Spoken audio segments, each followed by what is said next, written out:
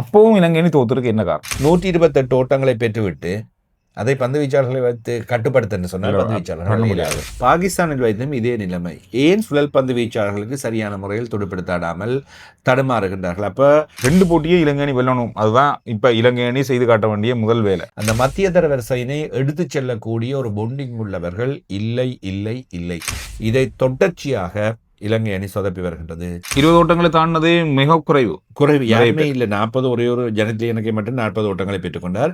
ஒரு புதிய தெரிவுக்குழு வந்திருந்தது. ஒரு பெரிய ஒரு பொறுப்பு இருந்து இந்த போட்டியை வெல்ல வேண்டியது. காரணம் இறுதியாக நடந்த பாகிஸ்தான் தொடர்லையும் பாரிய தோல்வி அடைஞ்சு வந்தோம். அட்டி வாங்கி கொண்டு தான் நாட்டுக்கு. அப்படி இருக்கும் போதும் அதுவும் வந்த பாகிஸ்தான் அணி முழுமையான அணியும் இல்லை. அப்பவும் இலங்கை அணி தோத்துருக்கு என்ன காரணம்? முதல்ல தெரிவுக்குழுவினர் வந்தார்கள், அணியை மாற்றுகின்றோம் என்று சொன்னார்கள், அல்லது புதிய வித்தியாசமான வேலைகளை செய்ய போன்றோம் என்று சொல்லி ஒரே ஒரு மாற்றத்தை தான் நேற்றைய போட்டியில் செய்தார்கள். தனஞ்செடி சில்வா உள்ளே வந்திருந்தார். அந்த ஒரு இடத்தை வந்து மாற்றிக்கொண்டே இருந்தார்கள். பானுக ராஜபக்ஷ, கமிந்து மெண்டேஸ், அப்படி பவன் ரத்நாயக், அப்படி ஒரு இடத்தை மாற்றிக்கொண்டே இருக்கிறார்கள். அதில் இப்போ இவரை கொண்டு வந்தால், தனஞ்செடி சில்வாவை கொண்டு வந்தால் மாற்றம் செய்து விடலாம் என்ற நம்பிக்கையோடு கொண்டு வந்தார்கள். ஆரம்பத்திலிருந்தே சொதப்பல். அண்மை காலத்தில் ஆரம்ப துடுப்பாட்ட வீரராக பாகிஸ்தானிலும் பிரகாசித்த கமில் மிஸ்ரா நேற்று ஓட்டம் இதை பெறாதலையில் ஆட்டமிழந்தார். 20 ஓட்டங்களை தாண்டினது மிக குறைவு. யாருமே இல்லை. 40 ஒரே ஒரு ஜனத்லி எனக்கை மட்டும் 40 ஓட்டங்களை பெற்றுக்கொண்டார். ஜனத்லி எனக்கையினிடம் T20யில் கொஞ்சம் அண்மை காலத்தில் தான் வழங்கப்பட்டது. அவர் ஏதோ தன்னால் இயலுமானதை செய்து கொண்டிருக்கின்றார்.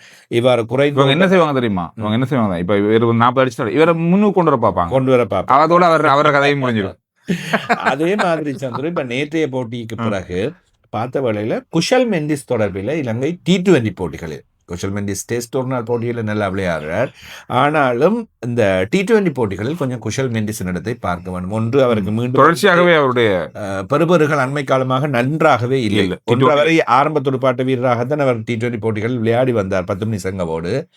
ஆரம்ப துடுப்பாட்ட வீரராகவே அவரை விடுவது நன்று என்று நான் யோசிக்கிறேன். அவர் ஆரம்பத்தில் தான் சரியானவர்.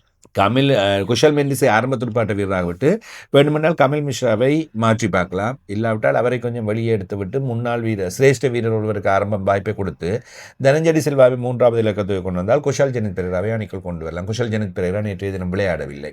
எனவே இந்த அணிக்குள் இன்னும் சரியான துடுப்பாட்டத்திற்கான இடம் இல்லை. பந்துவீச்சை பற்றி நாங்கள் பேச முடியாது அதிகமாக. நேற்றைய போட்டியில் 128 ஓட்டங்களை பெற்றுவிட்டு அதை பந்து வீச்சாளர்களை வைத்து கட்டுப்படுத்த சொன்னால் பந்து வீச்சாளர்கள் முடியாது. 128 T20ல பெரிய ஓட்டமே குறைஞ்சது 170-175 ஓட்டங்களை பெற்றிருந்தால் பந்து வீச்சாளர்கள் அந்த அழுத்தத்தை கொடுத்து விக்கெட்டுகளை கைப்பற்றி இருக்கலாம். பந்து வீச்சாளர்கள் பேச வேண்டிய அவசியம் இல்லை. பாகிஸ்தான் அணியை பொறுத்தவரையில் பாகிஸ்தான் அணி கடைசியாக இலங்கை அணியோடு விளையாடிய பாகிஸ்தான் அந்த ஃபோமிலே இலங்கை அணியோட இருக்காங்கன்னு நான் நினைக்கிறேன். நான் நேற்று போட்டியை பார்க்கும்போது இப்போ இலங்கை அணி வந்து பல சுழல் பந்து வீச்சாளர்கள் அப்போ பலமான அணியாகத்தான் இருக்கின்றது.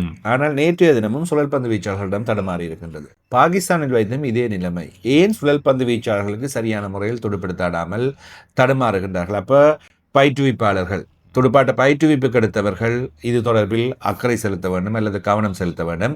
இப்பொழுது புதிய துடுப்பாட்ட பயிற்றுவிப்பாளரை எடுத்துக்கொண்டார்கள். புதிய துடுப்பாட்டத்துக்காக இந்தியாவிலிருந்து ஒருவரை கொண்டு வந்திருக்கின்றார்கள். எனவே இவர்கள் எல்லோரும் சேர்ந்து ஒரு முன்னேற்றமும் இல்லையே, பின்னேற்றம் தான் இருக்கின்றது. சில வேளைகளில் இவ்வாறு மாற்றங்கள் செய்கின்ற வேளைகளில் பின்னோக்கி சென்றுதான் முன்னோக்கி செல்ல வேண்டும். ஆனால் அதற்கான காலம் எங்களுக்கு போதாது. உலகக்கிண்ணத்தை குறிவைப்பதாக இருந்தால் காலம் போதாமல் இருக்கு. இதே நிலைமை எப்பொழுது இருந்தது என்றால் சந்திர, கடந்த T20 போட்டியிலும் இதே நிலைமை இருந்தது. அதற்கு முதலிலும் இதே மாதிரியாக தெரிவுகான் போட்டிகளுக்கு போய் அங்கே விளையாடுவது 50 ஓவர்கள் போட்டிகளாக இருந்தாலும் ரைட், உலகக்கிண்ணம் வருதுன்றதும் ஒரு மாதம் இருக்கின்ற வேளையிலேயும் தான் நாங்கள் அதுக்காக டெஸ்டிங் செய்வோம், மாற்றங்களை செய்வோம், புதிய முயற்சிகளை செய்வோம். சரி, ஓகே, இப்போ ஏதோ ஒரு மாதிரியாக ஒரு டீமை அப்படி பூசி மெழுகி எல்லாத்தையும் சேர்த்து கொண்டு போயிட்டு வேர்ல்ட் கப்பை விளையாடிட்டு தோத்துட்டு வந்துட்டு ஓகே நாங்கள் ரீபில்டிங் தொடங்க போகிறோம், சேஞ்சஸ் செய்ய போகிறோம், புதுசாக மாற்ற போகிறோம் என்று திருப்பி தொடங்குவது. அது திருப்பி 2 வருஷம் ஓடும். அது அடுத்த போட்டிகளும் அந்த மாதிரி தான். அதுக்கு திருப்பி அடுத்த உலக கிண்ணம் வருகின்ற வேளையில் அதே கடைசி நேர ஓட்டம். இது வந்து இப்பொழுது புதிதில்லை. அண்மை காலமாக தொடர்ச்சியாக நடைபெற்றுக் கொண்டிருக்கின்ற விடயங்களாகவே தான் இருக்கின்றது. கடந்த 10 வருடங்களாக பார்த்தீங்கன்னா இப்படி தான் ஓடிட்டு கிரிக்கெட். இன்னொரு 2-3 வருஷத்தில் எப்படி ஓடினா பெரிய ஒரு பாதிப்பு இலங்கை அணிக்கு இருக்குது. இப்போவே கிட்டத்தட்ட அந்த மாதிரி தான், அந்த நிலையெல்லாம் இருக்குது. ஓகே, அடுத்த 2 போட்டி இருக்குது, பார்ப்போம். அதுவும் தம்புல நடக்க போகிறதால மழை என்ன நடக்க போகுதுன்றது இல்லை. மழை இல்லாட்டி இதில் 2 போட்டியே இலங்கை அணி வெல்லணும். அதுதான் இப்போ இலங்கை அணி செய்து காட்ட வேண்டிய முதல் வேலை. 2ஐயும் வெற்றி பெற்றுக் கொள்ள வேண்டும். இப்போ நேற்றைய போட்டியிலும் சந்துரு, தோல்வி என்பதை விட சிறப்பாக செய்திருக்கலாம். ஒரு 150, 170 ஓட்டங்களை ஓட்டங்களை பெற்று அதிகரிச்சுக்கலாம். தோல்வியை சந்திச்சிருந்தால் கூட ரைட், ஓகே, ட்ரை பண்ணுகிறோம், ஏதோ ஒரு முயற்சி செய்யணும். 46 ஓட்டங்களுக்கு 6 விக்கெட்டுகள் 5 விக்கெட் வாரதும் போறதும் இப்பொழுதுதானே இருந்தது விக்கெட்டுகள். ஒரு கட்டத்தில் ஒரு இடைப்பாட்டம் வந்தாலும் அதை முடிக்க முடியவில்லை. 13 ஓட்டத்தில் முதலாவது விக்கெட், 15 ஓட்டத்தில் இரண்டாவது விக்கெட், 37க்கு 3, அதுக்கப்புறம் ஒரு இணைப்பாட்டம். பெறுகின்ற இணைப்பாட்டங்களையும் எடுத்து செல்ல முடியவில்லை. எனக்கு எப்பொழுதுமே ஆரம்ப தொடக்கமே இருக்கின்ற பெரிய பிரச்சனை தஷூன் சானுங்க துடுப்படுத்தாடுகின்றது. இவர் அணித்தலைவராக இருந்தாலும் எல்லோரையும் அனுப்பிவிட்டு நேற்றைய தினத்தில் 8வது இலக்கத்தில் துடுப்படுத்தாட வருகின்றார். இவர் ஒரு துடுப்பாட்ட வீரர், அணியின் தலைவர். சகலரையும் அனுப்பிவிட்டு வனிது ஹசரங்கம் வந்ததன் பின்னர் தான் இவர் துடுப்படுத்தாட வருகின்றார். அடித்தாடுவதற்கு தேவை.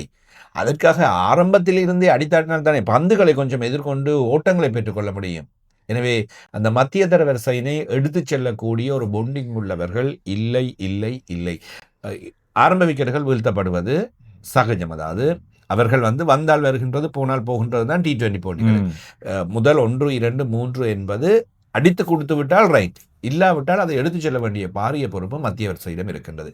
இதை தொடர்ச்சியாக இலங்கை அணி சொதப்பி வருகின்றது. சரித்த சிலங்கவும் நேற்று 18 ஓட்டங்கள். அவரை தொடர்ந்து அணியில் வைத்திருக்கின்றதா இல்லையா என்கின்ற கேள்வி ஒன்று மிகப்பெரிய அளவில் உருவாக போகிறது. இன்னொரு விஷயம் என்னன்னா, மற்றாக்களோட சரித அசலங்க கொஞ்சம் கூட அதனால முடிவெடுக்க முடியாது இந்த போட்டியை. 2வது கூடுதலான ஓட்டங்களை அவர் கூடுதலாக பெற்றிருக்கின்றார். 40 ஓட்டங்கள் ஜனத்தில் எனக்கு நீ எப்படி சொல்லுவீங்க சரித்தலங்க கவனம் செலுத்த முடியும்னு சொல்லி? இல்ல, கடந்த கால போட்டிகளையும் அது கடந்த காலம். அப்படி இல்லை, நான் கடைசி போட்டியை தான் பார்ப்போம்.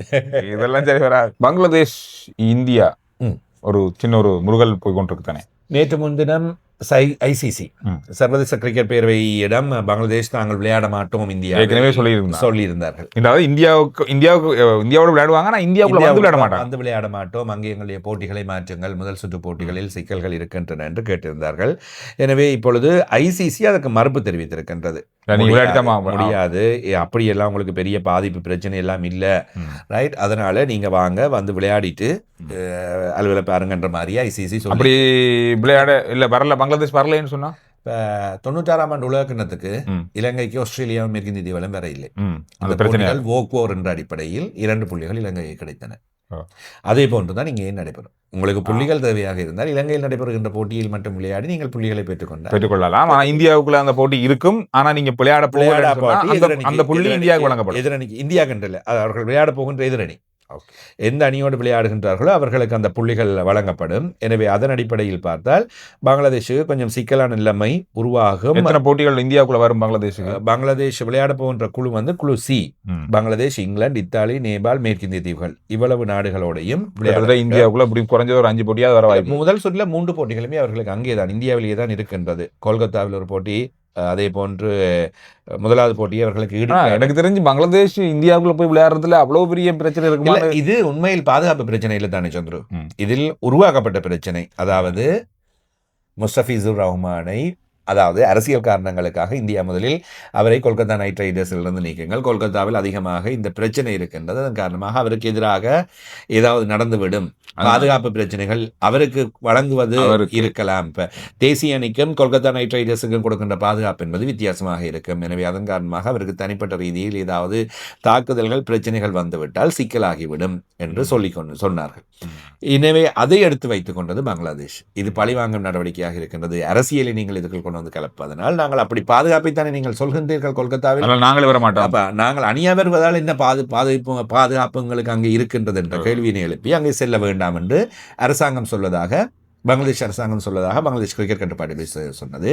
அதை ICCக்கு சொல்லவில்லை. ICC சொன்னது இல்லை, பாதுகாப்பு நாங்கள் பார்த்திருக்கின்றோம், எல்லாம் சரியாக இருக்கின்றது, நீங்கள் இந்தியாவில் விளையாடத்தான் வேண்டும் என்பதை சொல்லுகின்றார்கள். இப்பொழுது மீண்டும் பங்களாதேஷின் அரசாங்கத்தின் விளையாட்டு ஆலோசகர் என்பவர் சொல்கின்றார், இல்லை, இது பிரச்சனையாக இருக்கின்றது, முஸ்தபிசுர் ரஹ்மானுக்கே பாதுகாப்பு இல்லை என்றால் ஒரு அணியாக வருகின்ற வேளையில் எவ்வாறு பாதுகாப்பு இருக்கும், கொல்கத்தாவில் நாங்கள் போட்டியில் விளையாட வேண்டியதாக இருக்கின்றது பங்களாதேஷ், எனவே அங்கே சிக்கல் இருக்கின்றது.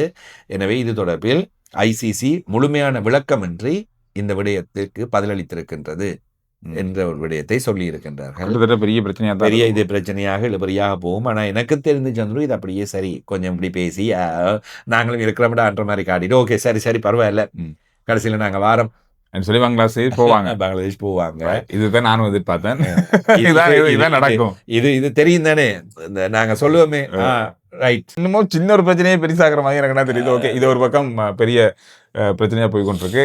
இலங்கை அணி பற்றி நிறைய பேசியிருக்கோம். இலங்கை அணி அடுத்த போட்டியில நீங்க என்ன நினைக்கிறீங்க? என்னென்ன மாற்றங்கள் செய்யணும் இலங்கை அணி? என்ன விஷயத்துல நேற்றைய போட்டியில பிளவுபட்டிருந்தாங்க இலங்கை அணி? இந்த மாதிரி நீங்களும் பார்க்குறீங்க நிறைய விஷயங்கள் உங்களுக்கு நிறைய விஷயங்கள் கமெண்ட்ல சொல்றீங்க. அந்த அணியில் என்ன மாற்றங்களை செய்யலாம் அல்லது யாருங்களுக்கு இலங்கை அணியில் தேவையில்லாமல் இருக்கின்றார்கள் அல்லது யாரை உள்ளே எடுக்காமல் இருக்கின்றார்கள் என்ற விஷயங்களையும் சொல்லுங்க. கருத்துக்களை சொல்லுங்க. அடுத்த வீடியோல சந்திக்கிறோம்.